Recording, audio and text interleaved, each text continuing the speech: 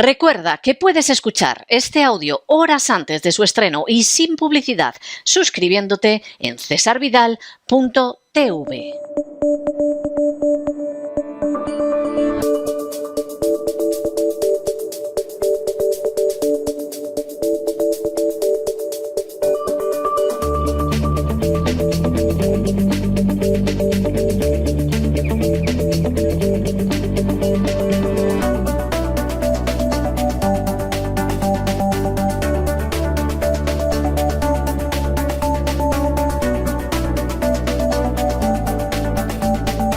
Despegamos con Lorenzo Ramírez.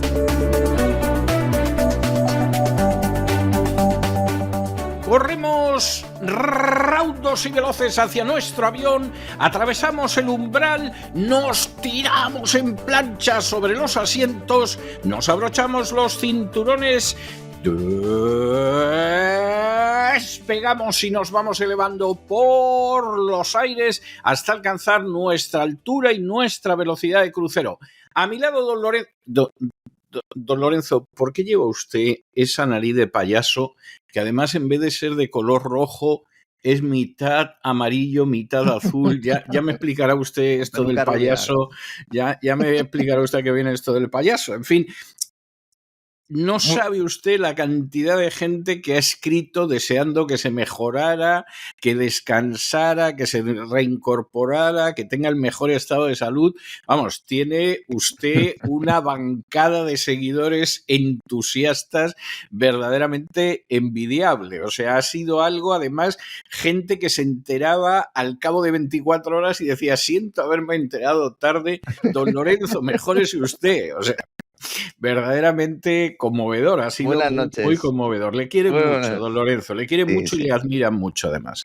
Muy buenas noches, don César. Mi madre se enteró prácticamente por las redes sociales también, porque fíjese que estaba yo pidiendo prácticamente disculpas, sí. Eso está muy bien. Es que lo primero que hice fue, bueno, hablé con don César y luego pues y con don Isaac y luego pedí disculpas a todos nuestros amigos en las redes sociales y es que ni siquiera avisé a mi madre, que siempre está ahí pendiente, que nos escucha todos los días, seguramente que estará ahora pues con una sonrisa viendo que aquí estoy al pie del cañón en la cabina de nuestro avión.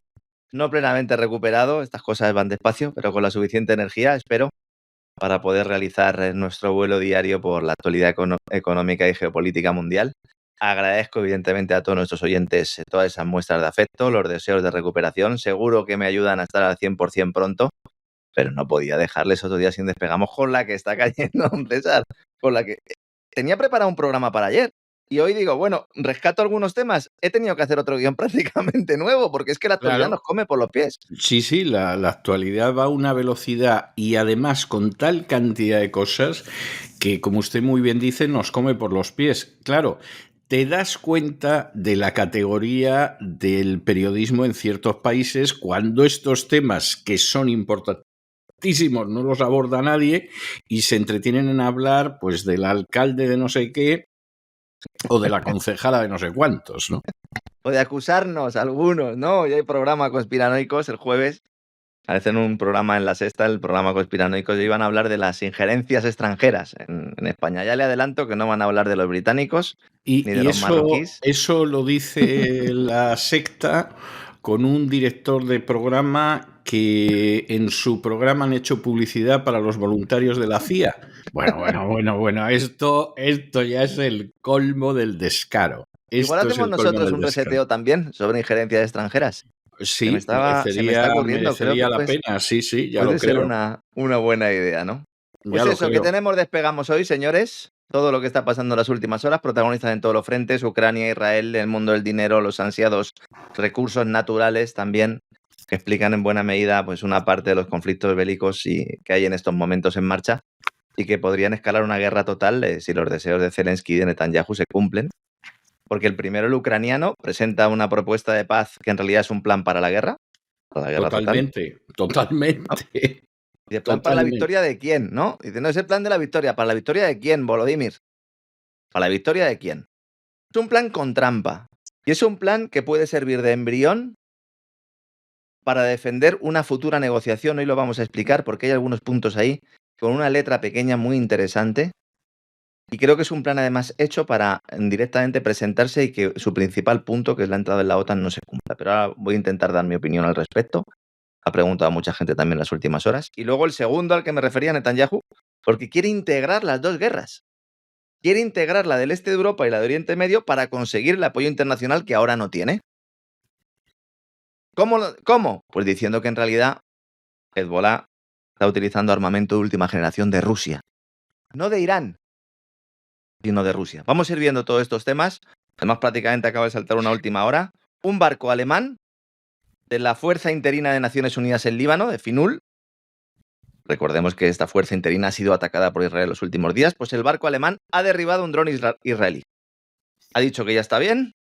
Fuerzas del ejército alemán han confirmado a la agencia DPA este incidente, como lo califican en estos momentos. Ha sido alrededor de las 7 horas de la mañana, entiendo que hora europea, bueno, hora de Berlín. Fue entonces cuando la tripulación de la corbeta Ludwigshafen am Rhein detectó un objeto volador no identificado y procedieron a derribarla. Una aeronave que casi con toda seguridad es israelí, porque de hecho es que, ya hasta al menos 5 cascos azules han resultado heridos en estas últimas semanas por ataques cometidos por Israel a estas fuerzas, a estas FINUL, que, lo único que están haciendo básicamente es aumentar esa impresión o esa consideración de que Israel le da igual, ¿no? Porque ahora plantea... No, a Israel el derecho internacional le da igual. Le da igual. O sea, no solo el derecho humanitario de guerra, que eso, vamos, se lo pasa por el... El derecho en general le da igual, ¿no? El derecho en general. Sí. O sea, lo que es la legalidad es algo que no existe. Y yo creo que esto no debería sorprenderle a nadie. Cualquiera que haya leído el libro sobre Israel y las naciones de Netanyahu es una clara declaración de que a nosotros nos importa un pimiento la legalidad internacional, el derecho humanitario de guerra y lo que sea. O sea, nosotros tenemos un derecho a no obedecer ninguna norma si nos parece que no nos conviene. Es algo tremendo. Y luego, además, utilizando el mismo argumento que se emplea en el caso de cuando matan a civiles palestinos. Dicen, no, es que está utilizando Hezbollah a fuerzas de la ONU como escudos humanos. Ah, también a las fuerzas de la ONU como escudos humanos. Entonces todo el mundo es un escudo humano. Bueno, lo que pasa es que esto de los escudos humanos, vamos a ver, ha sido una excusa propagandística que yo creo que pitó en cierta medida en las primeras semanas. A estas alturas no hay quien se lo crea. O sea, vamos a ver, con lo que hace el ejército de Israel, precisamente de lo que no tienes la menor garantía es de que tengas escudos humanos y no te machaque. O sea, es que hay que ser idiota, vamos. O sea, a estas alturas es evidente, primero, que eso es una grandísima y asquerosa mentira. Pero sobre todo, que es que no es ninguna garantía. O sea, desde luego, los de Hamás tienen que ser muy tontos si se creen que Israel va a respetar escudos humanos. Bueno, es que Israel va a utilizar a los nuevos soldados norteamericanos que van a ir a gestionar el nuevo sistema antimisiles, los va a utilizar como escudos humanos. Es que justo al revés. Porque los medios israelíes ahora están informando esa idea que nosotros aquí ya expusimos hace una semana y que se confirmó a principios de esta, que se iban a desplegar soldados para operar ese nuevo sistema antimisiles, que implicaría directamente a Estados Unidos en cualquier ataque israelí contra Irán. Entonces, el Pentágono dice, oiga, nosotros no hemos tomado esa decisión, la medida está bajo estudio. Ya comunicamos aquí, indicamos que había un comunicado, a su vez, una nota oficial del Pentágono confirmándolo. ¿Cuál sería el propósito de que personal estadounidense opere un sistema extremadamente costoso que Israel ya posee y que Irán aparentemente frustró en su último ataque de represalia? Por un lado, lo que avanzaba usted en el último Despegamos, el hecho de que no se fían de los israelíes. En segundo lugar, porque así Israel va a tener ahí soldados estadounidenses. Es decir, si hay un ataque iraní a bases militares israelíes y fallece algún norteamericano, ¿se podría decir que está utilizando Israel a los norteamericanos como escudos humanos? Bueno, yo no sé si como escudos humanos, pero que los está utilizando sí, y que a alguno no le disgustaría que volaran los ¿Está americanos. Buscando eso? Claro. Y no me refiero precisamente a Hezbollah o a Irán, y que además en estos momentos hay una controversia muy seria en el Estado de Israel por la presencia de tropas extranjeras, aunque sean americanas. Hay muchos medios israelíes, hay muchos israelíes y muchos particulares israelíes que lo ven muy mal, no ven. Y Vamos a ver, hay una cuestión que obviamente está abierta a discusión y a debate, ¿no? Pero igual que desde Estados Unidos, la sensación de muchos es que Estados Unidos pues es el zarandillo del Estado de Israel y viene aquí Netanyahu y le das dinero y le das armas y sigues la política que no conviene a los intereses de Estados Unidos, sino que le conviene a Netanyahu, ni siquiera se puede decir que le convenga a Israel. Le conviene, o así lo cree Netanyahu. Es que hay muchos israelíes que piensan que la política que está haciendo Netanyahu es la que le interesa a Estados Unidos y la que perjudica a Israel. O sea, en lo que coinciden las dos visiones, que son diametralmente opuestas, es que ustedes no están haciendo una política que nos convenga a los intereses nacionales y a los ciudadanos. Ustedes están haciendo la política que les interesa, que además es abiertamente inmoral. Además, en realidad tampoco beneficiaría a Estados Unidos, sino a determinados colectivos dentro de Estados Unidos, ¿no? Porque, claro, eso también es importante. A Estados Unidos no le beneficia y esta guerra tampoco le está beneficiando a Israel. No, es decir, tú puedes vender propagandísticamente lo que quieras y efectivamente hay unos objetivos imperiales del gobierno de Netanyahu que, claro, si se consiguieran sería la caraba. Ahora dice que no, ahora dice que él no quiere invadir el Líbano, que solo quiere asegurar la frontera sur. Pero eso lo han dicho siempre. Lo que pasa es que, claro, asegurar la frontera sur significaba colocar el río Litani como la frontera. Claro, esto es como si los españoles dijeran que quieren asegurar la frontera norte y extendieran España hasta Burdeos. O como en su día hizo Napoleón, que quería asegurar la frontera sur con España y se anexionó Cataluña. Claro. Ha sido en una entrevista en el diario Le Figaro. Ha dicho textualmente: nuestro único objetivo es permitir a nuestros ciudadanos que viven a lo largo de la frontera libanesa volver a casa y sentirse seguros. Vamos a ver, los que no se sienten seguros son los civiles que están siendo masacrados por el ejército de Israel, ¿no? Bueno, es que ayer mataron a... Y también los... Vamos a ver, es que esta guerra... O sea, el papel de agresor despiadado, desalmado, criminal de Israel no tiene discusión. Pero se está olvidando otra faceta que es muy importante y es el impacto que esta guerra está teniendo sobre el Estado de Israel. Es decir, el Estado de Israel ahora puede tener, se habla de en torno a 500.000 de desplazados. Vamos a suponer que la cifra es exagerada y son la mitad. Aún así, en un país de 10 millones de habitantes, en números redondos, son muchos desplazados y además desplazados que va a estar complicado que quieran volver a donde los tenían ubicados. Es un país que está en recesión. O sea, en recesión y además aguanta sobre la base del oxígeno que le está bombeando Estados Unidos y que le está bombeando la diáspora. Y es un país con una contestación social cada vez mayor, porque aunque apoyen que se machaque Gaza y la dejen como la palma de la mano, se han dado cuenta de que eso de la liberación de los rehenes ha sido una excusa. Cada vez está más clara la responsabilidad de Netanyahu en lo que sucedió el 7 de octubre. Haaretz, ayer o antes de ayer, publicaba todo un artículo hablando de cómo había documentación que dejaba de manifiesto la responsabilidad de Netanyahu en lo que pasó el 7 de octubre. Entonces, la situación de Israel es una situación que deja de ser óptima y aquí hay una huida hacia adelante chapoteando sangre. Y esto puede acabar como el Rosario de la Aurora. Y pasa igual en el caso de Ucrania. Es decir, y todavía en el caso de Israel tienen una capacidad de maniobra que los ucranianos, los pobrecitos, no tienen ni por aproximación. O sea, esta es la historia.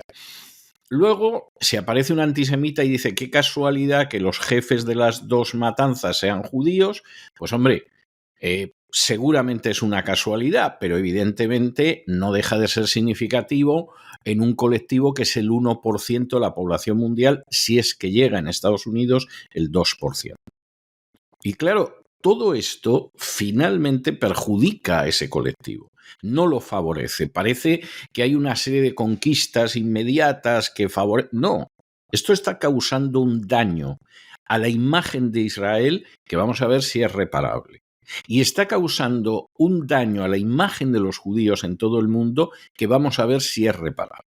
precisamente lo que intenta ahora Netanyahu con esa nueva pirueta argumental, también en la entrevista de Le Figaro, pues indicaba que ese era el gran titular, ¿no? Que ha saltado en muchos medios de información, que en realidad, según Netanyahu siempre, las fuerzas de defensa de Israel, el ejército israelí, habría encontrado armas rusas de última generación en bases de Hezbollah, en las bases de la organización ubicadas al sur del Líbano. Pero mire, este mismo argumento, disculpe que le interrumpa, pero es que uno ya tiene muchos años de vuelo, tiene décadas y claro, ciertas cosas las ha visto. Cuando en los años 80 Israel invade el Líbano y lógicamente todo el mundo se sube por las paredes y dice que esto qué es, que esto no puede ser, etcétera, etcétera. A mí me invitan en la Sinagoga de Madrid a ver un documental de propaganda de Israel sobre la invasión del Líbano. El documental no hace falta que le diga a usted que no era nada convincente, o sea, eso era para gente ya convencida, ¿eh? Y tuve que oír unas cosas en el debate después del documental que te ponían los pelos como escarpias. Pero uno de los argumentos era que la OLP, que era a la que estaba combatiendo en ese momento Israel, la Organización para la Liberación de Palestina, utilizaba armamento soviético. Y entonces, claro, esto ya supuestamente convertía en legítima la invasión israelí del Líbano y en absolutamente ilegítima cualquier intento de resistencia a los palestinos. Entonces salían fotos de cómo habían algún palestino muerto o capturado, pues llevaba un fusil soviético, etcétera, etcétera. Los Kalashnikov famosos, ¿no? Yo creo que no eran ni Kalashnikov, pero puede que lo fueran, ¿no? Ese detalle sinceramente no lo recuerdo. Entonces, claro, ese argumento ya se utilizó entonces. O sea, nosotros estamos aquí legitimados porque en realidad lo que estamos combatiendo es a la Unión Soviética. No, mire, usted está invadiendo el Líbano en contra del derecho internacional. Se quiere quedar con el pedacito del Líbano o el pedazo del Líbano que llega hasta el río Litani y no nos venga usted diciendo que los que están enfrente utilizan armamento soviético porque eso es el colmo. Y es lo mismo, exactamente lo mismo que está haciendo la Netanyahu. Esperemos que a diferencia de aquella invasión, en esta no se produzca otra matanza en campamentos de refugiados como pasó en Sabra y Shatila. Bueno, pues lamentablemente creo que se va usted a equivocar, don César, porque al final pues habrá más matanzas. De hecho, buena parte de los ataques que se están realizando en Siria se justifican también con esta idea, que yo creo que no cree nadie, como bien indica usted, pero que bueno, pues está sirviendo de huida hacia adelante hacia un Netanyahu que además ve también de cerca como Estados Unidos, de esto prácticamente no está hablando nadie, está bombardeando Yemen en estos momentos. Y Estados Unidos ha decidido lanzar una serie de bombardeos. Dicen que contra los rebeldes yemeníes. Hombre, estáis bombardeando la capital de Yemen. Yo no sé si esto es un ataque quirúrgico o no, pero en todo caso, lo que estamos viendo es como al final el Pentágono ha tenido que matar a moscas con cañonazos, y casi nunca mejor dicho, porque los hutíes han estado ahí durante un tiempo haciendo, bueno, pues ejerciendo básicamente un elemento de control de los buques que entraban y que salían por el estrecho de Bab al-Mandab y todos aquellos que llevaran una bandera de un país que no condenaba todo lo que está haciendo Israel.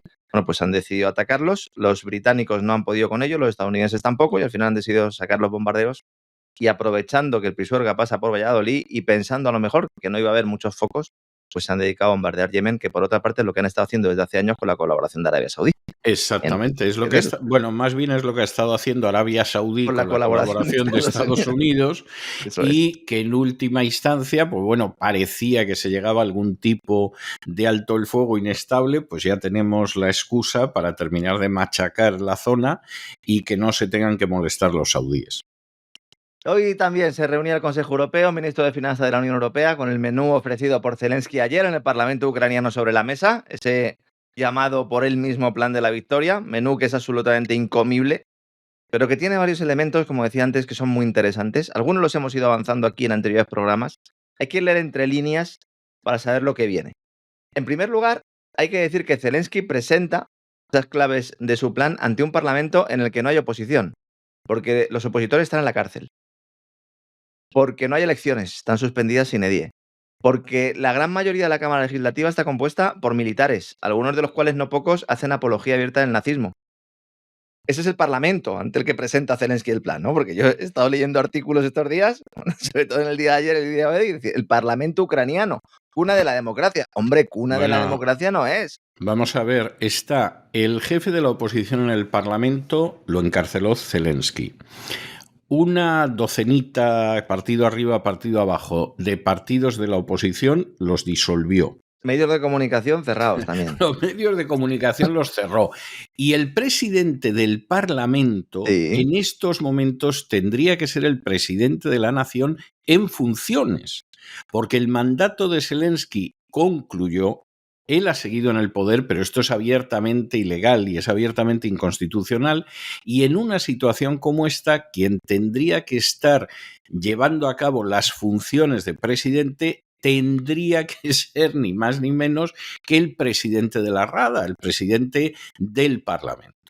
¿Lo es? No, es Zelensky. Vamos, si esto es la lucha por la democracia y la libertad, mire, por favor, busca otro idiota para decirle eso.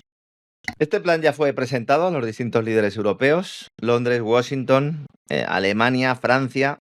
Cláusulas secretas tiene también este plan, cuyo contenido seguimos sin conocer, aunque hoy vamos a sugerir cuál puede ser ese contenido secreto, que explica en buena parte cuál será el final oficial de una guerra que hace mucho tiempo que ya ganó Rusia, ¿no? Y que según las cifras de las propias Fuerzas Armadas ucranianas ha saldado hasta ahora unas 800.000 bajas ucranianas, se dice pronto, 800.000. Una cifra que es una absoluta barbaridad y que explica también la razón, el volumen de deserciones que no deja de aumentar, ¿no? Tenía datos, un amigo del programa, sabe quién es, le mando un abrazo, me mandaba datos de la Fiscalía General ucraniana, de una solicitud que habían realizado información para ver cuántos expedientes estaban abiertos por deserción. Solo en los primeros 8 meses de este año, es decir, sin contar lo de los años anteriores, salieron 30.000 expedientes por abandono no autorizado de una unidad y 15.500 por deserción. Estaríamos hablando de unos 45.000 huidos, aparte de los que se marchan utilizando en algunos casos pasaportes falsos para no ser llamados a filas. Una media de 2-3 meses son los que duran vivos los que van a filas. La verdad es que es una carnicería. Se habla de menos, ¿eh? Los últimos reemplazos Semanas, ¿no? se está hablando de que en la primera semana cae el 50%. Madre mía. O sea, en el plazo de una semana es baja el 50%. No quiere decir que todos mueran. Sí, sí. Te pueden volar un brazo o puedes tener una herida leve, pero es baja el 50% en la primera semana.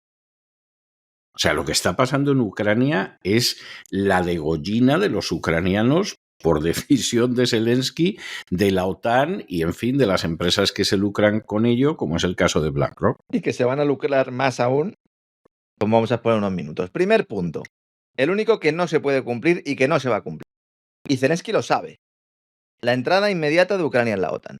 ¿Por qué no se va a cumplir? Evidente, porque ello implicaría automáticamente guerra abierta, Estados Unidos y el resto de aliados o súbditos contra Rusia. Todos conocemos ese artículo 5, el Tratado de la Alianza. Las partes convienen en que un ataque armado contra una o contra varias de ellas, acaecido en Europa o en América del Norte, se considerará como un ataque dirigido contra todas ellas. El famoso artículo 5. Evidentemente, a esta entrada no solo se oponen el húngaro Orbán y el eslovaco Fico, sino también el resto de dirigentes europeos, británicos y norteamericanos incluidos, y se lo han dicho a Zelensky. Ya se lo han dicho. Han dicho, mira, nosotros podemos llegar al compromiso público de que en algún momento podéis entrar, pero no vais a entrar. Alguno dice, es que a Zelensky no se lo están diciendo claramente. Se lo están diciendo claramente. Otra cosa es que él no parezca darse cuenta, o que forma parte de una estrategia, que es lo que yo creo. En realidad él sabe que es imposible que Ucrania entre en la OTAN y por eso lo pone en el primer punto de la lista. Para que si hay un punto que no se cumple y cuya retirada abriría realmente el proceso de paz sea este. ¿Qué quiero decir con esto? Que Rusia, como vamos a ver ahora, cuando analicemos el resto de puntos, podría estar de acuerdo casi con el resto de puntos, casi con todos, pero con este evidentemente no. Y evidentemente tampoco admitiría que la nueva Ucrania, vamos a llamarla así, la Ucrania sin las repúblicas del Donbass, Jersón, Zaporilla, Crimea, entrara en la alianza. Es decir, que hubiera dos Ucranias, una del oeste y otra del este. El modelo de las dos Coreas, se está hablando mucho en algunos círculos geopolíticos, el modelo de las dos Alemanias en su momento. Por eso Zelensky plantea en su plan un segundo plato. Y si el primer plato no lo puedo tener, quiero un segundo plato. Y este sí gusta mucho porque aquí ganan todos. Reforzar las capacidades de defensa ucranianas. Aumentar el armamento de Ucrania. Poner fábricas de armamento en la parte del oeste de Ucrania. Conseguir que la industria armamentística europea participada por los fondos de inversión de Estados Unidos utilicen países proxy alrededor para poner fábricas de armamento, no solo en suelo báltico, sino también en suelo alemán. Eliminación de restricciones del uso de armas, dice él, incluidas las de largo alcance, y continuación de las operaciones militares ucranianas en suelo ruso, es decir, seguir cometiendo atentados. Y aquí volvemos a ver cómo hay una parte del paquete, una línea roja importante que no solo Rusia no aceptaría, sino Estados Unidos tampoco. La del uso de armas de largo alcance para atacar a Rusia. Aunque los estén utilizando. Hace meses, el secretario de Estado norteamericano, Blinken, se reunió con el ministro de Exteriores británico y acordaron dar luz verde a Zelensky para este tipo de ataques, fundamentalmente con los misiles británicos, los Storm Shadow, y con los ATACMS norteamericanos. Y el Pentágono rápidamente dijo, oye, no podemos anunciar esto. Es decir, él puede utilizarlo, pero no digáis públicamente que los puede utilizar. Y es cuando la Casa Blanca da una cierta marcha atrás y en la última visita a Zelensky, en la última visita a Estados Unidos, se le dice que no. Pero bueno, aquí lo que tendríamos sería que el complejo militar industrial siga vendiendo armamento de forma indefinida. No lo dicen, pero están hablando todo el rato de una Ucrania del oeste. Porque la Ucrania del este ya no existe. No existe. Esto es importante. El único que se ha atrevido a decir que ya no existe es Donald Trump. Es Donald Trump. Donald Trump y algunos asesores y algunos miembros destacados del Foreign Office y algunos articulistas de Newsweek, de Financial Times, que desde hace semanas están ya poniéndonos sobre la mesa cuál va a ser ese Ucrania día después. Aquí lo hemos ido contando con pelos y señales, ya todos nuestros amigos lo saben. Tercer punto. También tiene relación con el anterior. En realidad no son 5 puntos, es uno solo, 1,5. Ahora vamos a resumirlo.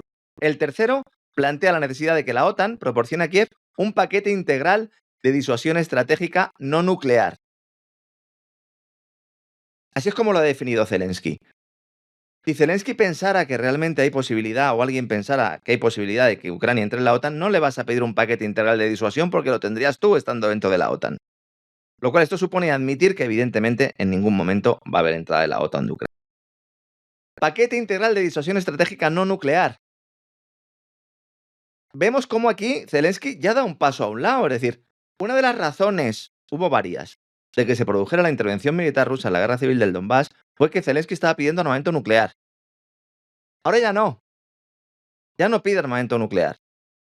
Diga, ¿y a qué se refiere usted con un paquete integral de disuasión estratégica nuclear? ¿A qué se refiere? No lo sabemos. ¿Por qué? Porque aquí es donde se incluye un anexo secreto que solo conocen los aliados occidentales. Y fíjense lo demócrata que es Ucrania, lo democrático que es el gobierno ucraniano, que tampoco se lo cuentan a su propia opinión pública. Que Lorenzo Ramírez o don César Vidal no sepan el contenido de esa cláusula lo podemos entender, pero que no la sepa la propia población de Ucrania y el Parlamento, a pesar de que se trata de un Parlamento ilegítimo. Bueno, vamos a ver, lo que pasa es que la población de Ucrania es la víctima de esta situación. Evidentemente. O sea, aquí no nos vamos a engañar porque la población de Ucrania es la gran perdedora de esta guerra.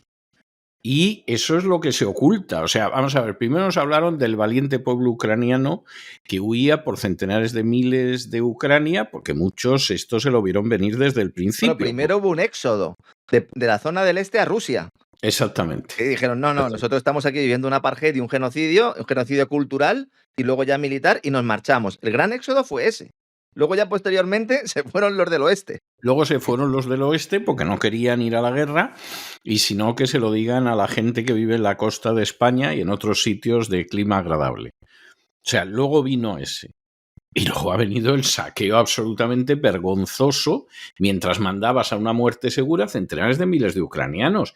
Esta es la realidad de la guerra de Ucrania y los que no lo quieran ver, peor para ellos. Dice un anexo secreto. Pero vamos a ver, ¿quién conoce el anexo secreto? ¿Lo conocen? Biden, Starmer, premier británico, Olaf Scholz, Macron y Meloni. Que son a los que se lo ha comunicado el propio Zelensky.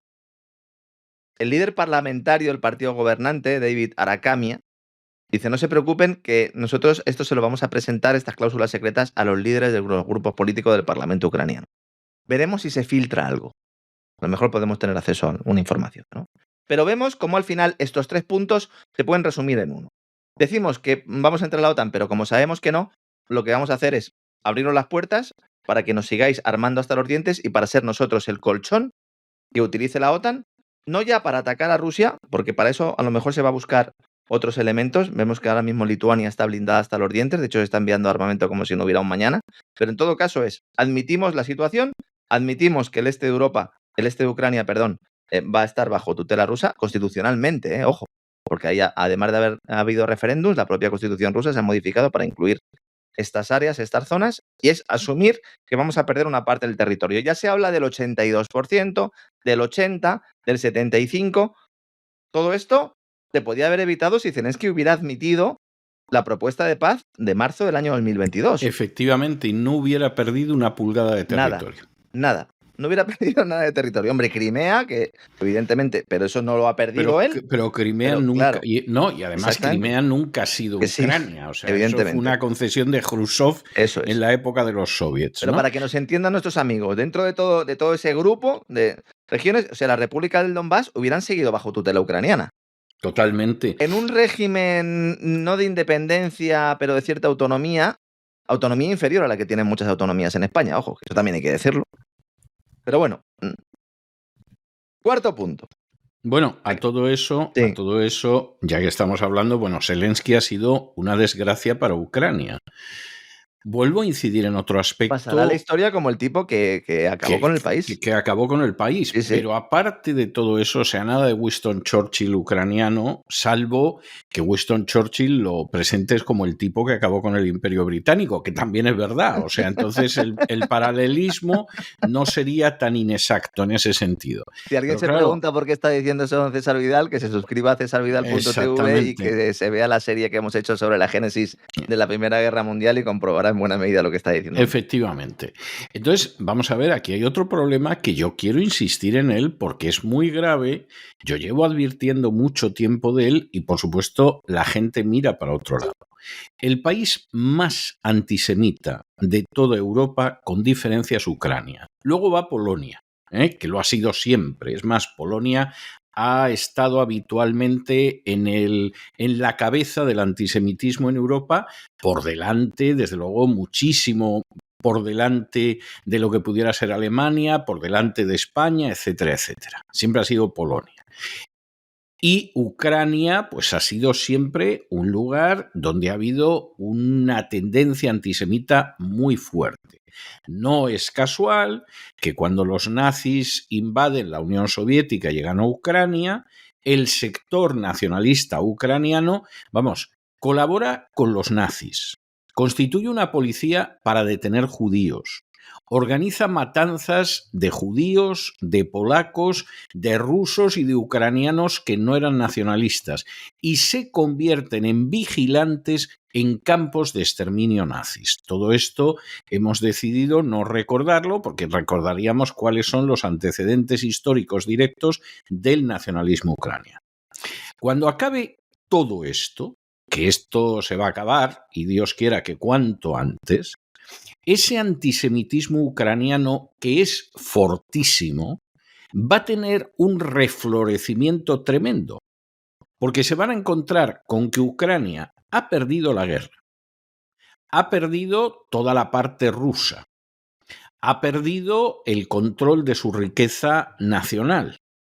Incluso las leyes que aseguraban que la tierra solo iba a estar en manos de ucranianos, que son leyes que vienen de la época de la Unión Soviética, a veces ni adaptadas directamente, se han abolido para que los fondos de inversión se apoderen de la tierra. Y todo esto ha pasado con un presidente judío. Y uno de los grandes beneficiarios de todo esto es BlackRock, cuyo mandamás, como todo el mundo sabe, también es judío. Todo esto puede ser casual, pero la lectura antisemita que va a hacer el pueblo ucraniano, eso no tiene vuelta de hoja. ¿Y sabe usted cuál es la prueba? Que los judíos de Ucrania desde hace ya bastante tiempo están emigrando en masa a la zona rusa. Es decir, se han ido al Donbass, pero de manera masiva. O sea, eso es un éxodo verdaderamente. Y la razón es que como tienen un especial olfato en muchas ocasiones para cuando se pueden poner mal, se han dado cuenta que cuando acabe la guerra los van a responsabilizar de esto. De manera injusta, porque usted me dirá, el médico, el dentista judío, el tendero judío, qué culpa tiene de lo que ha hecho Zelensky. Pero que esto ya lo veían venir incluso muchos dirigentes judíos. Pero claro. Con usted se pusieron en contacto determinadas voces, pero justo cuando se produjo la intervención militar rusa. Cuando empezó toda la historia esta. Si de hecho tuvimos ocasión de hablar con dirigentes judíos que lo contaban y hubo muchos que ya al inicio se marcharon del país. Porque se dieron cuenta de lo que venía después.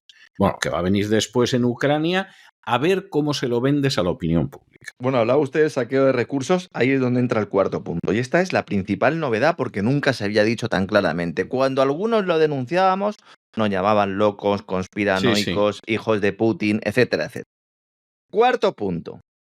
Aborda el uso por parte de Ucrania de sus recursos naturales como el uranio, el titanio y el litio. Dice Zelensky: propongo que Kiev firme un acuerdo con Estados Unidos, la Unión Europea y otros aliados no identificados, aliados ovnis, que permitirá inversiones conjuntas y el uso de los recursos naturales de Ucrania, que tienen un valor de billones con B de dólares. En particular, se trata de uranio, titanio, litio, grafito y otros recursos de valor estratégico que fortalecerán a Estados Unidos y sus aliados. Señores, ¿quiénes son los aliados no identificados? Pues los bancos y los fondos de inversión, que ya hace tiempo que tienen en su diana estos recursos. Lo llevamos diciendo durante los últimos 2 años. Hicimos 2 programas de gran reseteo contando esto. Pusimos mapas, explicamos y expusimos cuáles eran los recursos.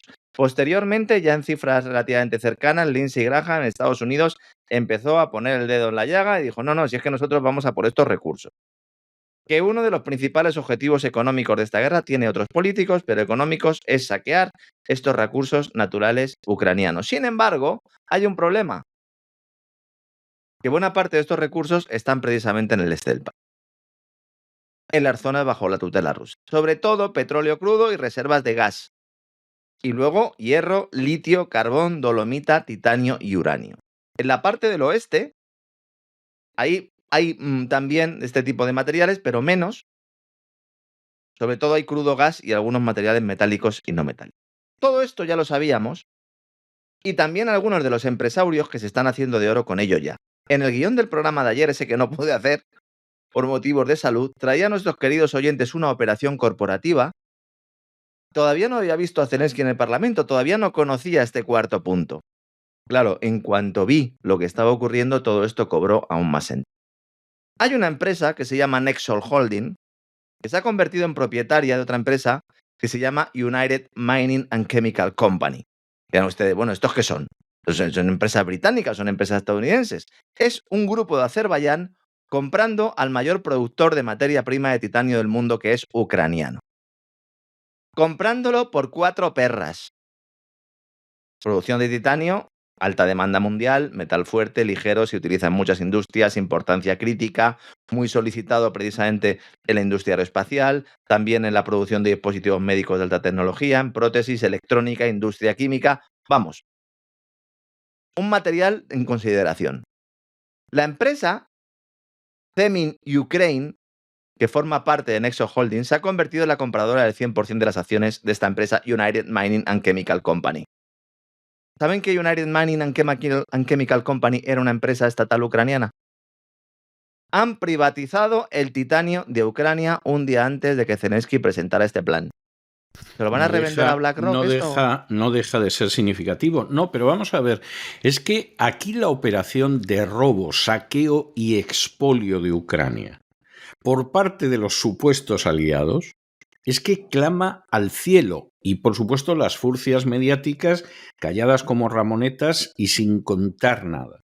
Es decir, la legislación de Ucrania, con todos los defectos que tuviera de la época de la Unión Soviética, era una legislación que pretendía tener un control de lo que eran las riquezas naturales. Es decir, que aquí no lleguen las potencias extranjeras y nos saquen.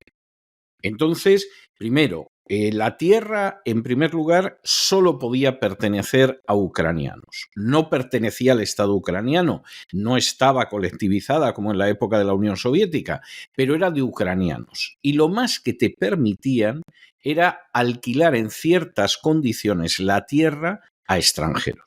Con lo cual, la tierra seguía siendo de los ucranianos, a mi juicio, con mucha lógica. La banca era una banca, en Ucrania solo había 2 bancos.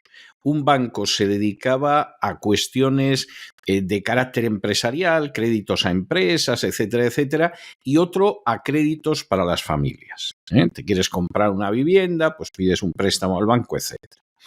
Eso también desapareció, es decir, la banca de pronto ha pasado a ser presa de la banca internacional, igual que la tierra. Y en el caso de las materias primas, exactamente lo mismo, porque había una idea de que realmente las materias primas de Ucrania pues tienen que ser de Ucrania y de los ucranianos. Bueno, eso también. Los cambios legislativos que ha hecho Zelensky, aprovechando que tiene a buena parte del Parlamento en la cárcel, empezando por el jefe de la oposición y todo lo demás, son un caso de traición y un caso de vendepatrias que hay muy pocos casos en la historia que lleguen a tanto. Es decir, los colaboradores, los colaboracionistas con los nazis durante la Segunda Guerra Mundial, un Quisling, por ejemplo, jamás llegaron a los extremos a los que ha llegado Zelensky a la hora de vender Ucrania a los supuestos aliados y benefactores. O sea, lo de Zelensky es la alta traición encarnada. Es algo verdaderamente tremendo. Claro, cuando esto se acabe y muchas de estas cosas los ucranianos las sepan, pero sepan todavía más, vamos a ver lo que pasa en ese país, que me temo que no va a ser halagüeño. No, desde luego que no. Dice, no, es que el acuerdo de privatización ha sido aprobado por el Consejo de Ministros de Ucrania. Pero vamos a ver, ¿y eso qué garantía es? Vamos a ver, Nexor Holding es un grupo internacional de empresas que opera en 11 países, telecomunicaciones, energía, construcción, tecnología. Fue fundada por un millonario de Azerbaiyán, que tiene todas las acciones, que se llama Nasif Hasanov, que apareció en los papeles de Panamá como uno de los socios de referencia del presidente de Azerbaiyán. Como Zelensky, que también estaba en los papeles de Panamá, claro. ¿No? Y socio de referencia el presidente de Azerbaiyán, ese que ahora nos van vendiendo por ahí, que es el defensor del mundo libre, Ilham Aliyev, cuyas 2 hijas poseen sendas minas de oro. Bueno, sendas no, tienen 6. Bueno, hay alguno que por ayudar a los venezolanos también parece que le dieron una mina de oro. De esto sí que hay constancia, don César, de esto sí que tengo los documentos. Sí, usted tiene los documentos. No, de lo del Zapatero no, de lo de las hijas de Aliyev. De lo de las hijas. Sí, de lo de las hijas. Bueno, ves, yo esto de que te regalen una mina de oro, pero si es que parece de un cuento de las 1001 noches, ¿no? Y entonces el califa, el comendador de los creyentes, le regaló una mina de oro a Ali, ¿no? O sea, es que de verdad es algo increíble lo que estamos viviendo. Además, yo que sé, si te quieres tapar un poco, que no se la den a tus hijas, ¿no? Búscate otro testaferro. 6 minas de oro a tus hijas. O crea una sociedad interpuesta, yo que sé, cualquier... Eso era lo que tenían en Panamá, lo que pasa es que luego al final se descubrió todo el asunto. Exactamente. Aliyev, que es uno de los hombres de la OTAN, el presidente de Azerbaiyán, aunque también mantiene buenas relaciones con Erdogan. Veremos si durante mucho tiempo. Cuidado con la relación Azerbaiyán-Turquía. Bueno, pues esta empresa, Nexor Holding, compró en el año 2019 el 100% de las acciones también de la filial ucraniana de Vodafone. Con el dinero que le prestó ¿quién? JP Morgan, uno de sus socios de cabecera y el banco junto a la gestora BlackRock que va a gestionar el Fondo de Reconstrucción Ucraniano. Muy bien. Entonces vamos a ver, cuando Zelensky ofrece la venta de Ucrania como 4º punto, ¿cómo que estás ofreciendo? Pero si ya te la están... No te la están robando, se la estás entregando tú por un plato de lentejas, ¿no? 5º punto. Arquitectura de seguridad en la posguerra. Es decir, Zelensky no solo ofrece los recursos naturales de su país a las empresas, a los bancos y los fondos de la anglosfera, con algunas migajas a Europa, dice, bueno, algo le caerá a Europa, sino que también, y esto es de aurora boreal, me tengo que reír, ofrece que soldados ucranianos sustituyan a los norteamericanos en los contingentes militares en las bases estadounidenses estacionadas en Europa. ¿Cómo lo oyen? Dice Zelensky que Kiev cuenta con una fuerza militar grande y experimentada que puede fortalecer a la OTAN. Pero si están muriendo en masa y se están yendo del país. Es que si no fuera tan grave, nos tendríamos que reír. Con un Sí, nivel de bajas si no histórico. fuera tan grave Claro. habría que reírse, pero yo me imagino, pero fíjese, lo que usted dice es indiscutiblemente cierto, pero aquí Zelensky sigue comerciando con la sangre del Claro, pueblo. sí. Es decir, Ese puede ser más rastrero, ¿no? Exactamente. Entonces, ¿qué hacemos? Pues mire usted, ustedes tienen misiones en Irak, tienen misiones en el Quinto Pimiento, pues ahí mando yo a los No, ucranianos. él de lo que habla es de tenerlos en las bases europeas para Sí, facilitar claro. que se vayan los estadounidenses. ¿Esto es que es un mensaje a Donald Trump? ¿Es un Bueno, mensaje a Trump? Bueno, puede ser. no es imposible, Puede no es ser. imposible, no es imposible en absoluto, pero es muy serio. O sea, tener vamos a ver, un contingente de soldados ucranianos en tu país. Pero como Hay que representantes de la estar OTAN, además. como representantes de la OTAN o de las hermanas Ursulinas, es un peligro de unas dimensiones tremendas. O sea, hay que En estar resumen, loco para tener un no. contingente de soldados Además, que ucranianos ¿dónde están? en tu país. ¿Dónde Bandera están los OTAN soldados o bandera ucranianos? la que sea. ¿Pero que dónde está? No, a lo mejor sacan una esvástica. Porque claro, si lo que llevan es a los profesionales, a los soldados profesionales, no pocos llevan tatuadas esvásticas en sus pieles. Yo la única explicación que le veo es que pueda ser usado este argumento en algún momento por la nueva administración de la Casa Blanca si gana Trump para justificar la reducción de tropas norteamericanas en el viejo continente. Vamos, me parece un despropósito tan absoluto. Estos son los 5 puntos estrella. En resumen, Zelensky vende su país a los grandes capitales financieros, sacrifica a los ucranianos para que se inmolen en el altar atlantista, en una guerra que siempre supo que no podían ganar. Y de todos estos puntos es muy posible que se cumplan parcialmente todos menos el primero. El último ya veremos, ¿eh? La entrada en la OTAN, lo cual nos dirán que es una pequeña cesión, porque la entrada en la OTAN será en un futuro. Esa será la zanahoria. Porque el este de Ucrania no volverá a estar bajo la gestión de Kiev y veremos una fractura del país.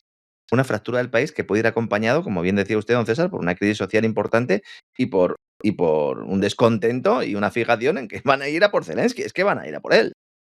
Yo estoy convencido de que el mayor peligro de Zelensky, una vez que ya se lleve a cabo este proceso, no va a estar tanto fuera, porque antes sí podía haber peligro fuera, sino dentro. Es decir, va a huir para que no le cojan y lo cuelguen de un árbol, ¿no? Yo personalmente pienso lo mismo y lo pienso hace mucho tiempo. Vamos a ver, porque es que, claro, aquí se ha construido una imagen totalmente falsa de Zelensky, de Ucrania y de todo, entre gente que además, entre otras características negativas, tiene la de tener una ignorancia de lo que es la Europa del Este y lo que es su historia, que resulta pasmosa. Eso en los partidos españoles te da vergüenza ajena.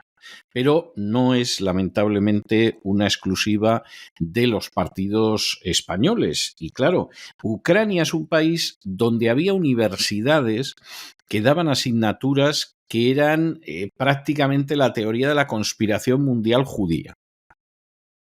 Y te invitaban a gente de fuera precisamente a hablar de estos temas. O sea, este es el caldo de cultivo de Ucrania que, claro, estamos negando. O hay quien lo niega. Y el batallón Azov no surge porque sí, hay todo un caldo de cultivo.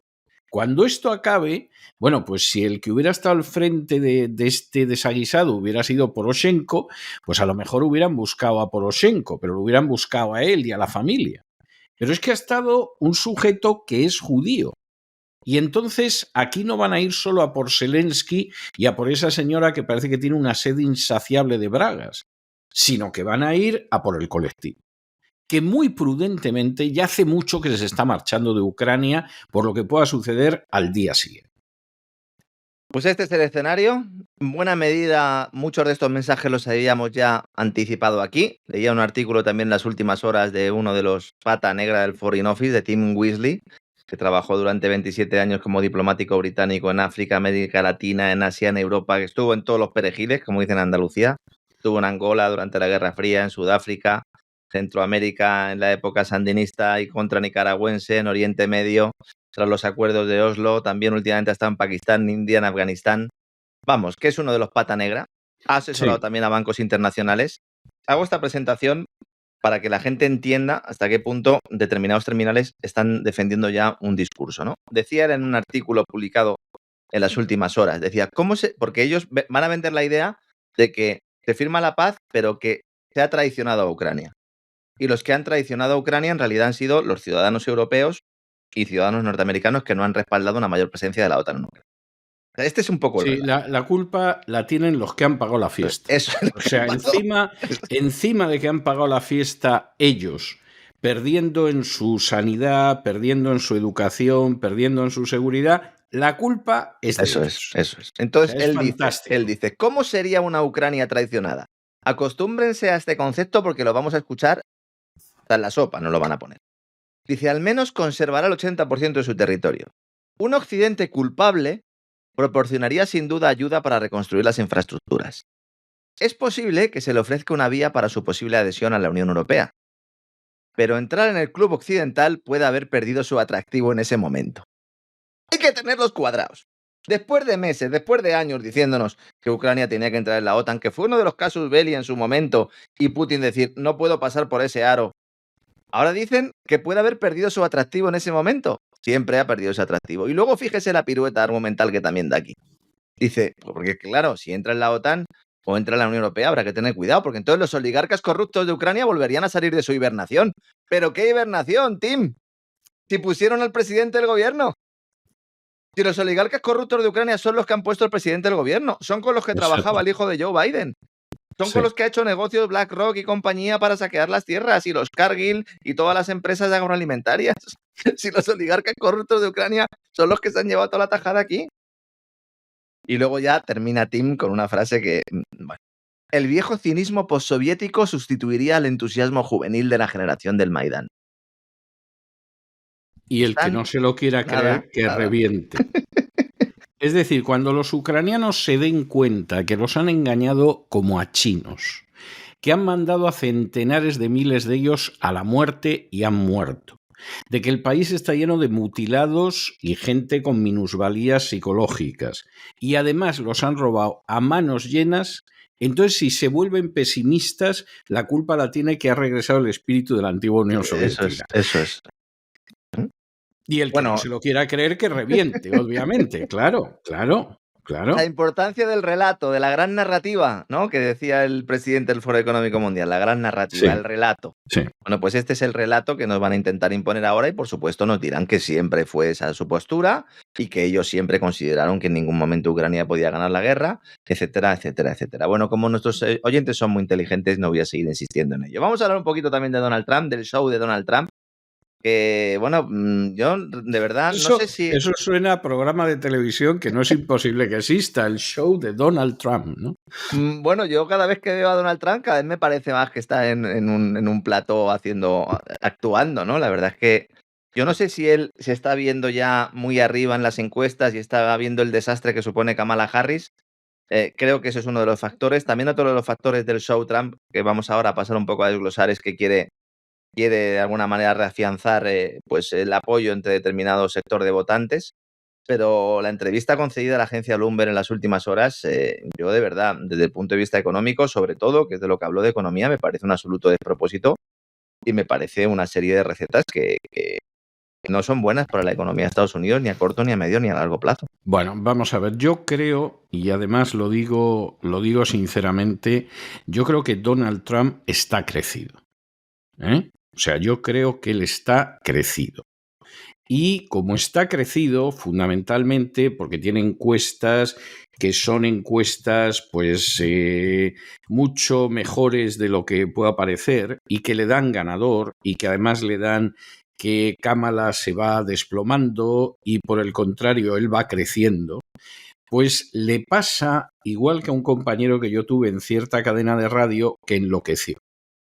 Y se creía que podía nombrar al presidente del Partido Popular, que podía nombrar al presidente de la Conferencia Episcopal y que era omnipotente. Y claro, cada vez se le calentaba más la boca, cada vez decía mayores disparates y lo acabaron echando de esa cadena de radio, además. Bueno, pues Donald Trump da la sensación de que está en un proceso parecido. Es decir, la sensación de omnipotencia, de que efectivamente yo aquí puedo perfectamente ganar y además ganar de calle y se van a enterar algunos cuando yo gane de calle.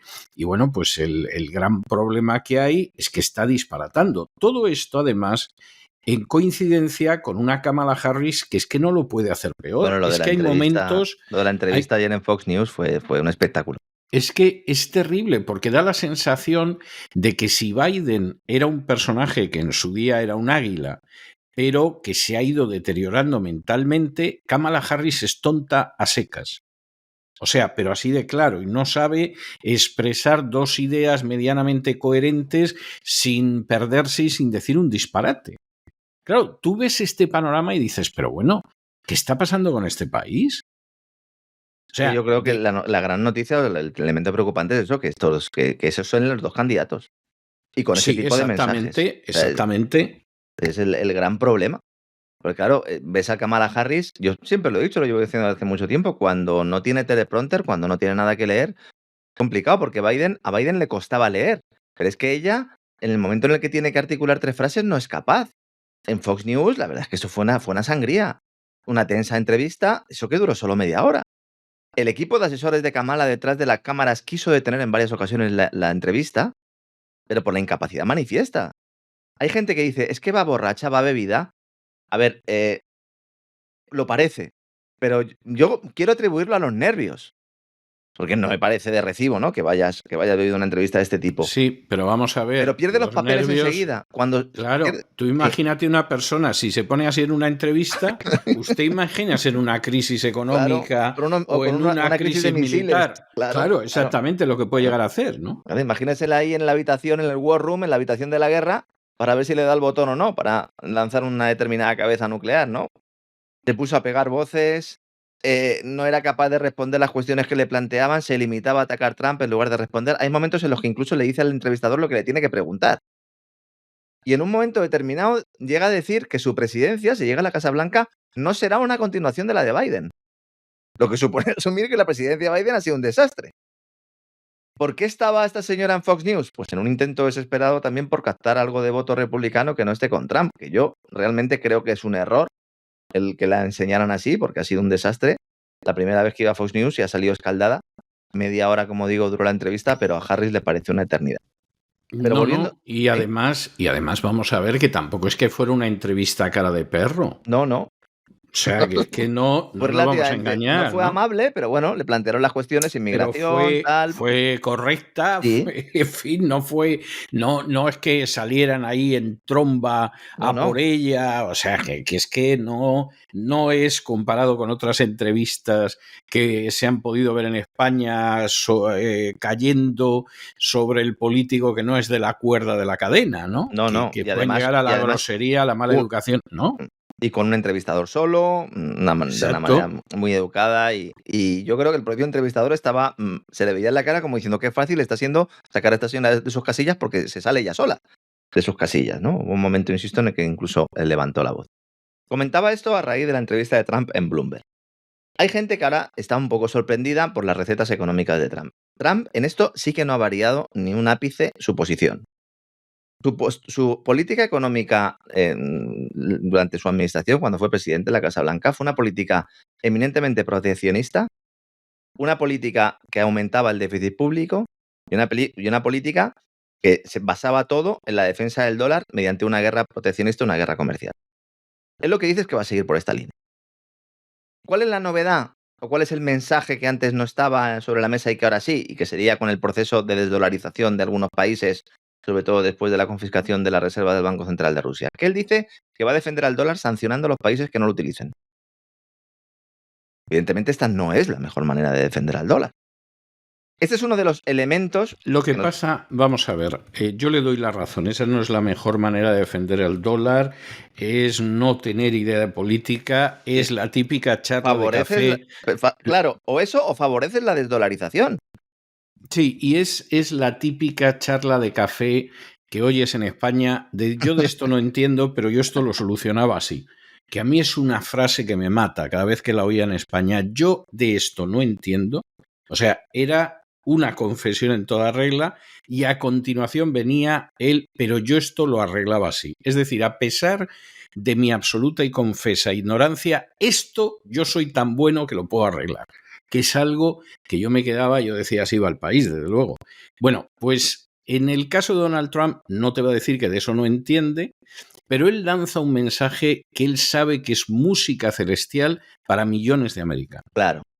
Es decir, hay millones de americanos que en un momento determinado ven el peligro chino y dicen, aquí no tiene que pasar de los chinos ni el arroz.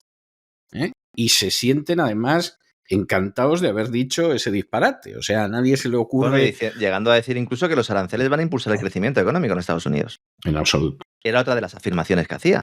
Los aranceles y la deuda. Lo cual es un absoluto despropósito que yo coincido con usted. Solo se entiende si lo que quiere Trump es atraer a una parte de su electorado. Porque si esta va a ser su política, la economía, no, la economía de Estados Unidos lo va a pasar fíjese mal. lo que le digo, y puede ser que hasta Donald Trump se lo crea.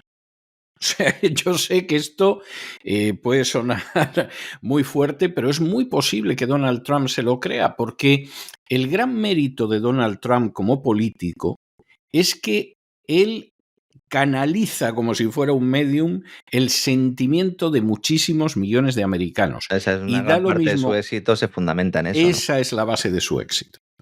Y da lo mismo que esté hablando de la inmigración, que hay, pero vamos, decenas de millones de americanos que están hasta el gorro de la inmigración ilegal y le tienen mucho miedo y no les falta nada de razón, a otras cuestiones. Entonces, en cuestiones como la libre competencia, bueno, en el sentido si por libre competencia es que nosotros vamos a vender lo que queramos fuera de los Estados Unidos, ahí no hay americano que se oponga, vamos, lo tienen todos clarísimo.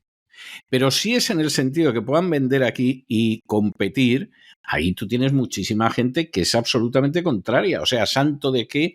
Y esto lo he visto yo con los automóviles japoneses y ahora con los productos chinos. Yo recuerdo hace años, estoy hablando de hace 30 años, que los automóviles japoneses le estaban comiendo la tostada a los automóviles americanos y de pronto sale un gobernador de un estado importante de Estados Unidos, yo estaba en Estados Unidos entonces, y dice que los japoneses no olviden que a lo mejor pueden fabricar coches más baratos, pero no fabrican las bombas atómicas tan bien como Estados Unidos.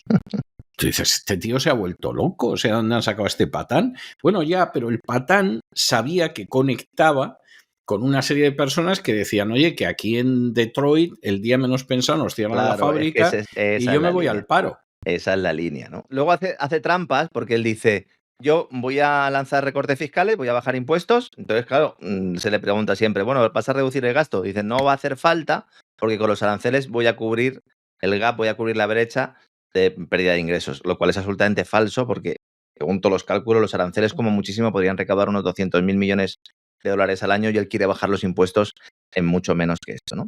Pero me gustaría poner el foco en una idea también que lanzó y que pues ha sorprendido a más de uno, porque él llega a decir que la Unión Europea está tratando mal a Estados Unidos, ¿no? Lo cual también parece una forma macabra, ¿no? Dice, no, es que están tratándonos mal. Él no lo dice desde el punto de vista OTAN, evidentemente, sino dice, oiga, es que nosotros no podemos vender allí productos y ellos realmente están vendiendo sus productos aquí. Y entonces habla del déficit comercial del país y dice que se tiene que acabar este déficit comercial, que la Unión Europea trata mal a Estados Unidos y que la Unión Europea es responsable de este déficit comercial. Esto es muy importante entenderlo para entender a dónde va el mundo, de dónde viene y un poco lo que va a suceder en los próximos años. Estados Unidos, desde hace ya muchísimo tiempo, lo que hace es emplear el estatus del dólar como divisa de reserva internacional que se ha ganado gracias a un mercado relativamente libre, con todas las apreciaciones y precisiones que queramos, hasta ahora, ¿no? Que ahora parece que lo que quiere imponer es la guerra, ¿no? También antes lo hacía, pero además había mercados abiertos. Ahora no quiere que haya mercados abiertos. Pero lo que hacía es emplear el estatus del dólar como esa divisa de reserva, exportando inflación y consiguiendo que las empresas y los hogares norteamericanos compraran fuera los productos que han dejado de fabricarse en el país. Y esto la culpa no la tiene Europa, sino fundamentalmente las autoridades monetarias y fiscales de Estados Unidos de los últimos 30 o 40 años. Este es el punto negro de la globalización del que nadie quiere hablar. En 1928, antes del crack del 29, la producción industrial de Estados Unidos representaba el 50% de la mundial. En el año 2020 era del 17%. Claro, al mismo tiempo se produce el auge de otros países, como por ejemplo China, con una cuota del 30% en el año 2020. El doble prácticamente que Estados Unidos. Para hacernos una mejor idea de ese equilibrio del poder de la economía física, de la economía industrial, vamos a decirlo así, en este mundo, nos podemos fijar en una rama de la industria muy concreta que es la producción de maquinaria. En 2018, China fabricó el 25% de la maquinaria global. Los alemanes alrededor del 20%, y metemos también a Austria y Suiza, el mundo germano parlante, vamos a decirlo así. Japón el 15%, Italia el 8% y Estados Unidos el 6,6%. Es decir, Estados Unidos produce menos maquinaria que Italia. Luego ya van Corea del Sur, Taiwán, India, Brasil, Francia, Reino Unido. Reino Unido el 0,8%. En su libro, justo, me lo ha quitado de la boca, le iba a decir Emmanuel Todd y ahora habla de eso. Va usted a eso, Sí, efectivamente. sí. En su libro, vaya usted por ahí porque es evidente que ese es el camino. Es que en su libro La derrota de Occidente, Emmanuel Todd habla de esto. Claro. De hecho, es una de las partes del libro, que para el libro que yo voy a escribir precisamente sobre este nuevo mundo europeo y todo lo que está ocurriendo en el ámbito geopolítico, me parece muy interesante. Y es que ese enorme desequilibrio de la balanza comercial de Estados Unidos se ha financiado con emisiones de dólares y esta brecha no se reduce a pesar de las medidas proteccionistas que han adoptado las distintas administraciones con Biden, con Trump, con Obama. Entonces, efectivamente. Dice que, es que esta expresión es muy buena, dice que existe un espejismo del que son víctimas hasta los mejores geopolíticos estadounidenses, que ven su patria como una isla a salvo de todas las desgracias del mundo, pero olvidan una de las características fundamentales de Estados Unidos. Este enorme desequilibrio de su balanza comercial es que Estados Unidos consume mucho más de lo que produce. Sí, es que es así, o sea, es que es así. Es que es así y además sigue empeñado en consumir muchísimo más de lo que produce. Y además, el político se siente tentado a regalar los oídos de los votantes. Claro. Es decir, cuando en un momento determinado se le quejaron personajes importantes de la economía americana a Ronald Reagan de la competencia que significaba toda esta gente y le pedían medidas proteccionistas y tal, hay una frase muy famosa de Reagan que es compitan. Claro, es decir, si quieren ustedes enfrentarse con esto, compitan. Con luego todas está las salvaguardas que pueda haber, de diferencias, tal, pero bueno, compitan, ¿no? Intenten pelear para conseguir la victoria. Exactamente. Luego está por ver si la política de Reagan fue totalmente consecuente con eso, pero que iba bien orientado, no cabe duda. Al menos el mensaje, ¿no? Exactamente. ¿Ustedes quieren enfrentarse con esta gente? Mire, no pidan cosas, parches que al final encima no funcionan. Compitan, porque lo podemos hacer mejor. Y entonces compitan. ¿Qué pasa? Pues que Estados Unidos ha decidido, porque el peso de los lobbies es inmenso, los lobbies son una de las grandes maldiciones de este gran país, que, no hombre, no, que vamos a competir nosotros, que nos vamos a esforzar, que vamos a intentar. Póngale usted la zancadilla a los otros. Esto era lo que José María Cuevas, en la época en que era presidente de la patronal, llamaba la competición de la empresa catalana. Cosa que provocó, en fin, una cólera tremenda entre los empresarios catalanes, porque decía, no, es que los empresarios catalanes no quieren competir. Lo que quieren es que haya una carrera, pero que previamente le parta usted las piernas al otro que corre con él. Que se enfrenten con la realidad. O sea, no puede ser así. Bueno, pues eso, que yo supongo que es común a muchísimos empresarios de muchos sitios del mundo, porque yo se lo he oído a mucha gente y no eran ni americanos ni catalanes, es la idea de ¿para qué vamos a competir? O sea, ayúdeme usted para que el otro que es mejor le partamos las piernas y a ver cómo corre compitiendo conmigo. Y eso para muchos americanos es música celestial, pero eso desde el hombre de la calle hasta el empresario. Pero eso es imposible de sostener y lo que estaba usted ahora mencionando, que cuenta Emmanuel Todd en su libro, es una verdad como un templo. Eso no tiene más vuelta de hoja. Si consumes más de lo que produces, ¿cómo cierras esa brecha? Es decir, ¿cómo puedes comprar más de lo que estás vendiendo? Pues si tu moneda es tan fuerte que puedes crearla de la nada. Entonces, esa es la idea. ¿Cómo financias el déficit comercial? Emitiendo bonos del Tesoro. Dicen, no, es que crea dinero la Reserva Federal. No, crea bonos el Tesoro. Todo el mundo se endeuda en dólares. ¿Por qué? Porque son el activo refugio por excelencia. Y si hay guerras, y si hay problemas, y si hay desequilibrios, y si hay desorden global, no orden global, sino desorden, pues, ¿qué hace el personal? Pues normalmente pues es el activo más seguro. Por eso puede seguir haciendo Estados Unidos.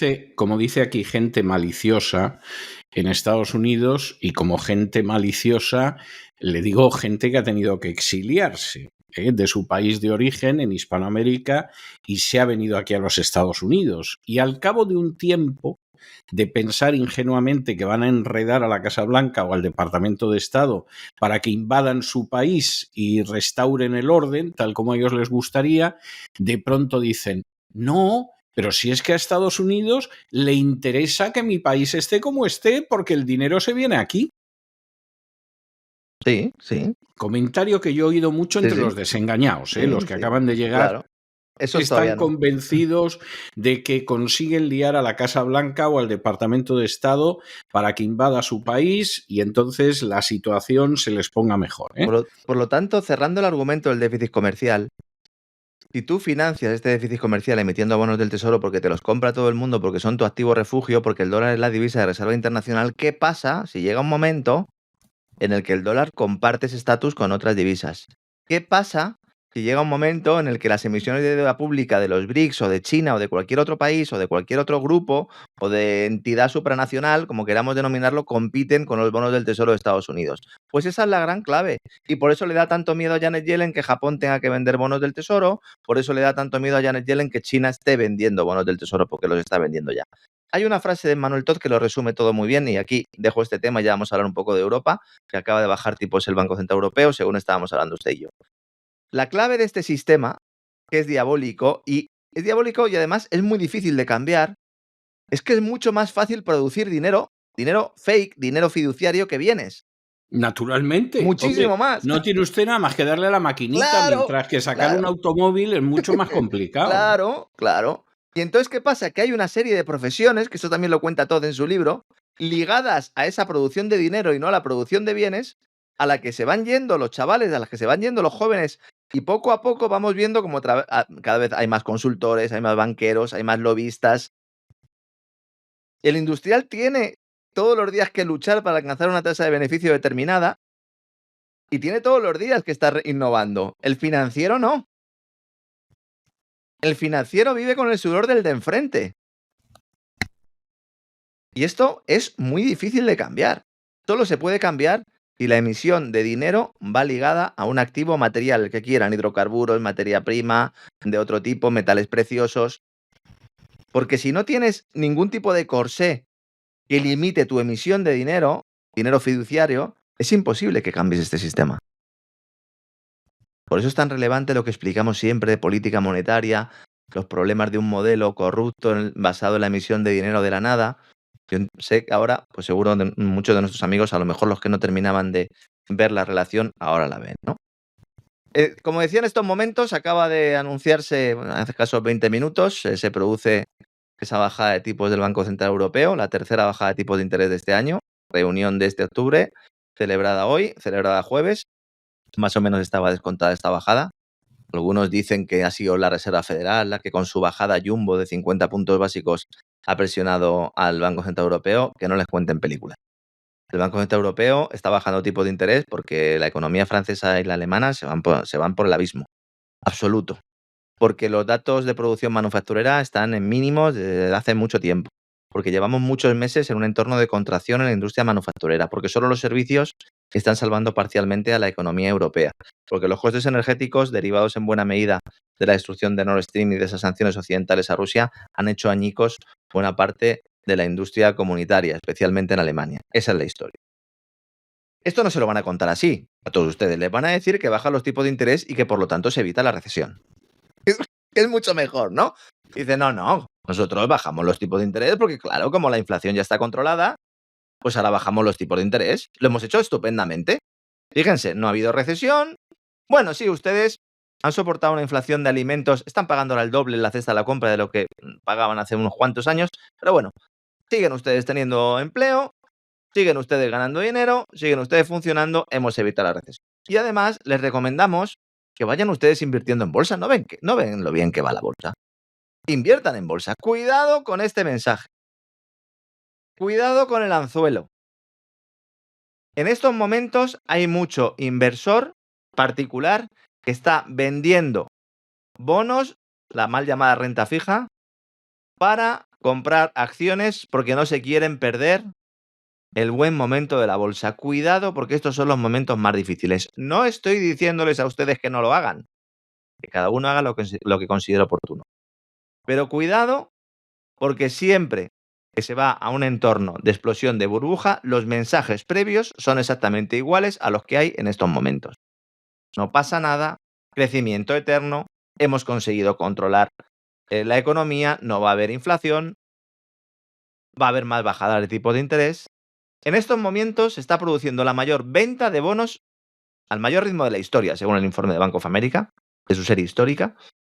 Durante la primera semana de octubre han cambiado por completo su posicionamiento, de decir que cuidado con la bolsa, a plantear que todo el mundo tiene que meter dinero en la bolsa.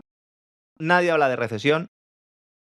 El índice de Warren Buffett está en máximos históricos. Este es un índice que se basa en comparar la capitalización total del mercado de acciones en Estados Unidos, el valor en bolsa de todas las acciones de Estados Unidos, con el Producto Interior Bruto del país. Es decir, es como un indicador de la sobrevaloración de activos. En estos momentos está en el 200%. Buffett considera que si supera el 100% hay burbuja. Está en el 200%. Algunos se extrañan de que Warren Buffett esté vendiendo acciones de muchas empresas en los últimos meses. Bueno, pues el indicador lo tenemos todos ahí, lo estamos viendo. Se están asumiendo riesgos muy elevados. La última vez que el indicador de Buffett se fue a 200, hubo recesión, corrección significativa. Cuidado con los mensajes. Si alguien quiere invertir, que estudie muy bien las empresas, que estudie muy bien los sectores, que no se deje engañar, y sí digo engañar, por el comercial bancario de turno. Es verdad que en un entorno de bajos tipos de interés lo normal es que poco a poco pues tengamos al menos unos meses en los cuales la actividad económica no sufra demasiado, porque al fin y al cabo es darle droga al drogadicto, pero al final, como siempre digo, la resaca es mala, el drogadicto termina por la mañana con un problema grave y si no se le da más droga acaba cayendo y estamos en esa situación, en esa burbuja del todo, everything's bubble, de la que nos llevan advirtiendo muchos gurús, algunos de ellos beneficiándose de ello, como el propio Buffett.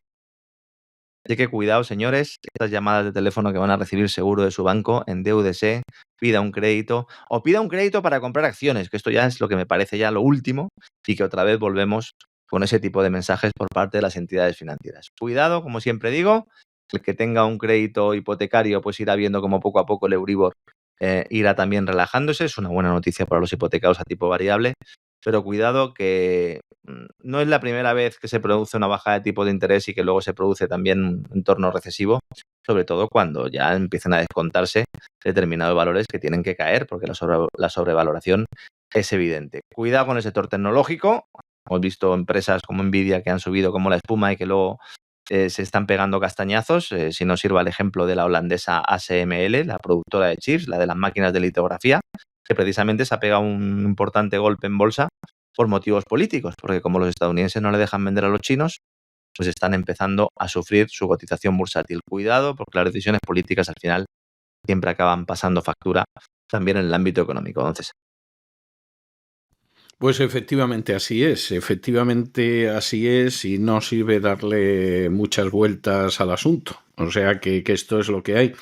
Yo sigo insistiendo porque creo que va a tener mucho peso en estas elecciones, aunque en estas elecciones están pasando ya cosas terribles. Usted sabe que Georgia, que es un estado donde supuestamente ganó Donald Trump, pero al final se lo dieron a Biden en las últimas elecciones, tiene el doble de votos en estas elecciones que hace 4 años. Solo por el voto por correo. O sea, que saque usted conclusiones de lo que nos vamos a divertir la noche electoral. Participación récord, ¿no? En esa votación anticipada también de las presidenciales. Hombre, usted me dirá una votación récord, el doble que hace 4 años. Estamos hablando de casi, ha pasado en Georgia. Casi 330.000 votos, más del doble que en el año 2020. Sí. O sea, es algo verdaderamente para hay que tener en cuenta que Trump perdió, vamos a ponerlo de perdió entre comillas, ¿no? Perdió allí por una diferencia de 11.779 votos. Sí. Y ahora ya decimos que la participación récord anticipada de 328.000, Bueno, pues ahí lo tenemos, pues, ¿no? O sea que Ahí lo tenemos. Sí, no nos vamos a engañar al respecto a que hay cosas maravillosas, porque claro, que el gobernador de California, que es demócrata, haya decidido que puedes votar sin ningún tipo de identificación, a mí no me pilla de sorpresa y a fin de cuentas California es un feudo de los demócratas y la prueba está en que el norte de California lleva años diciendo que se quiere marchar y constituirse en estado independiente porque está harto del sur de California, ¿no? Supongo que dirán que porque son homófobos, porque son racistas, en fin, porque son machistas, lo que sea. No, porque están hasta el gorro de mantener con sus impuestos, con toda la razón del mundo, a toda la gente que vive parasitariamente en California. Entre ellos, buena parte de ellos que son gentuza, también hay que decirlo, ¿eh? También hay que decirlo. Entonces, esa es una realidad. Pero que Florida, que es un estado que generalmente ganan los republicanos, de pronto un juez haya decidido que pueden votar hasta los ilegales en virtud de una moción que presentaron 2 organizaciones de hispanos, y otra que se supone que defiende las libertades civiles, pues usted fíjese lo que va a ser las elecciones en la Florida. O sea, eso va a ser algo que no sabemos lo que puede suceder y puede haber hasta sorpresas, porque teóricamente en la Florida Donald Trump tendría que barrer el suelo con Kamala Harris. Pero si van a poder votar también los ilegales, espérese usted cualquier cosa. Y la hegemonía cubana se acabó en la Florida. Yo sé que a los cubanos les pone negros el tener que reconocer esa realidad, pero la hegemonía cubana acabó y se ve elección tras elección, entre otras cosas porque ha ido llegando mucha gente de fuera y porque luego hay minorías que son muy poderosas en la Florida que votan al Partido Demócrata, para empezar los judíos. Y entonces, evidentemente, pues esta es una situación muy clara. Pero yo no tengo nada claro la Florida para Donald Trump. Teóricamente tendría que ganar de calle, pero cuando de pronto van a poder votar hasta los ilegales, espérese usted cualquier cosa en la Florida, ¿eh? Y es un estado muy importante. Y además de los estados que se supone que hay que dar por seguros para el Partido Republicano y que ya veremos.